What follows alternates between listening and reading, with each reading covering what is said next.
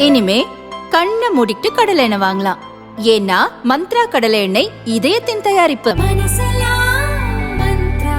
நகராட்சி அமைச்சர் நேருவின் மகன் அருண் பெரம்பலூர் லோக்சபா தொகுதியில் திமுக வேட்பாளராக போட்டியிடுகிறார். மகனுக்காக நேரு தீவிர பிரச்சாரம் செய்து வருகிறார்.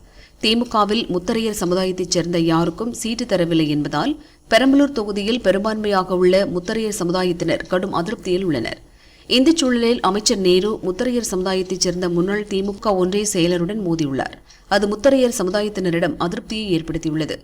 மண்ணச்சநல்லூர் பகுதியில் நேரு ஓட்டு கேட்டு சென்றார். அப்போது முத்தரையர் சமுதாயத்தைச் சேர்ந்த முன்னாள் திமுக ஒன்றிய செயலர் ஆனந்தனிடம் முத்தரையர்களை என் மகனுக்கு ஓட்டு போட வேண்டாம்னு சொல்றியாமை என கேட்டுள்ளார். இதை சீரியஸாக எடுத்துக்கொண்ட ஆனந்தன், ஆமாம் சொல்லியிருக்கிறேன் என்று சொல்ல உன்னூரில் தானே ஓட்டுகளை தடுக்க முடியும் என நேரு கூறியுள்ளார். அதற்கு பதிலளித்த ஆனந்தன், முத்தரையர் யாரையும் ஓட்டளிக்க விடமாட்டேன் என்று சொல்லிச் சென்றார். இந்நிலையில் நேற்று முன்தினம் ஆனந்தனின் ஊரான சுனைபுகநல்லூரில் ஓட்டு கேட்கச் சென்ற நேரு அமைதியாக திரும்பிவிட்டார். இதனால் முத்தரையர் ஓட்டு அருணுக்கு கிடைப்பதில் சிக்கல் ஏற்பட்டுள்ளது.